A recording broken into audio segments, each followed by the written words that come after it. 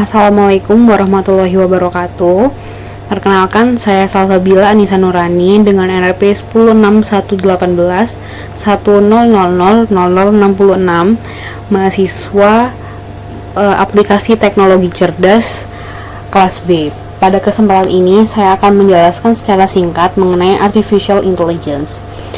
Artificial intelligence sebenarnya sudah berkaitan erat dengan kehidupan kita sehari-hari, di mana penerapannya dapat dirasakan dengan password yang ada di handphone, navigasi yang ada di digital map, efek atau filter yang ada di kamera handphone. Nah, tapi sebenarnya apa pengertian dari artificial intelligence itu sendiri? Artificial intelligence terdiri dari dua kata, yaitu artificial dan intelligence. Artificial sendiri berarti buatan manusia atau sesuatu yang dibuat oleh manusia sebagai tiruan dari sesuatu yang alami. Sedangkan intelligence adalah kemampuan untuk memperoleh dan menerapkan pengetahuan dan keterampilan. Sehingga artificial intelligence dapat diartikan sebagai suatu ilmu yang menghasilkan mesin cerdas yang dapat melakukan pekerjaan dan bereaksi seperti manusia atau lebih baik daripada manusia.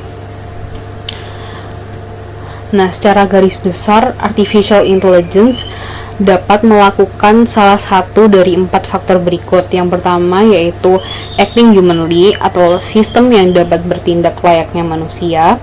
Thinking humanly, sistem yang bisa berpikir seperti halnya manusia.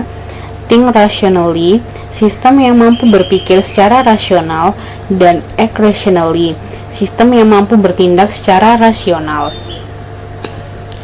Terdapat dua bagian utama dari artificial intelligence itu sendiri, yaitu yang pertama adalah basis pengetahuan atau knowledge base yang berisi fakta, teori, pemikiran, dan hubungan antara satu dengan lainnya. Dan yang kedua adalah motor inferensi, yaitu kemampuan menarik kesimpulan berdasarkan pengetahuan. Sehingga penerapan konsep AI itu sendiri adalah ada input berupa masalah atau pertanyaan, kemudian dari input tersebut digali tentang fakta, teori, pemikirannya, dan dihubungkan antara satu dengan lainnya. Kemudian ditarik suatu kesimpulan berdasarkan pengetahuan tersebut dan diolah menjadi suatu output berupa jawaban dan solusi dari permasalahan tersebut. Kecerdasan buatan atau AI ini mempunyai kelebihan, yaitu lebih bersifat permanen, lebih mudah diduplikasi dan disebarkan, lebih murah, bersifat konsisten dan teliti, dapat didokumentasi, dan cara kerjanya lebih cepat. Namun juga memiliki kekurangan, yaitu ketika manusia itu memiliki kemampuan untuk menambah pengetahuan, sedangkan mesin itu tidak dapat melakukan hal layaknya manusia, sehingga perlu menambah pengetahuan kecerdasan buatan untuk membangun sistem yang baru. Yang kedua yaitu kecerdasan alami memungkinkan manusia untuk menggunakan pengalaman atau pembelajaran yang dirasakan secara langsung. Namun kecerdasan buatan harus mendapat masukan berupa input simbolik. Yang ketiga yaitu pemikiran manusia dapat digunakan secara luas, sedangkan kecerdasan buatan sangat terbatas. Pemanfaatan AI ini dapat dirasakan di berbagai bidang, antara lain layanan kesehatan, retail, manufaktur, transportasi, perbankan. Pada layanan kesehatan, penerapan AI antara lain dapat menganalisis data pasien, mendeteksi pasien melalui kondisi tubuh, sehingga dapat memudahkan pelayan kesehatan untuk melakukan pekerjaannya. Yang kedua yaitu dalam bidang retail, AI menyediakan kemampuan belanja virtual yang dapat merekomendasikan secara personal kepada pengguna. Selain itu, dapat dalam mengelola persediaan dan tata letak juga dapat memanfaatkan AI.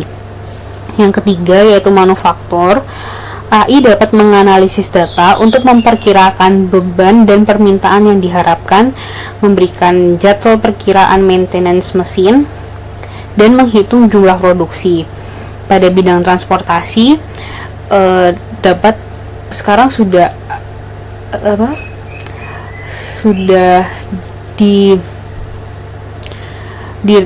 diterapkan, yaitu mengirim barang menggunakan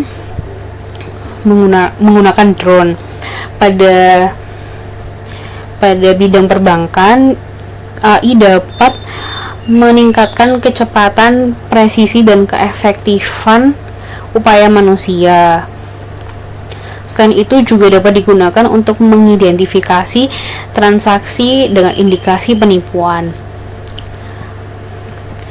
Nah, implementasi dari AI sendiri yaitu antara lain ada 3. Yang pertama visual intelligence, natural language processing, dan yang ketiga adalah robotik.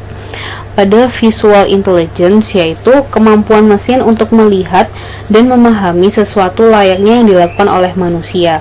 Hal ini dapat kita rasakan ketika kita sedang mencari suatu barang di internet, lalu beberapa saat kemudian kita dapat melihat iklan berupa rekomendasi dari barang-barang yang berkaitan dengan apa yang sudah kita cari sebelumnya, sehingga dapat memudahkan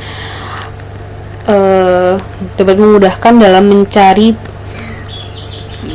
mencari suatu barang atau produk berupa yang divisualisasikan.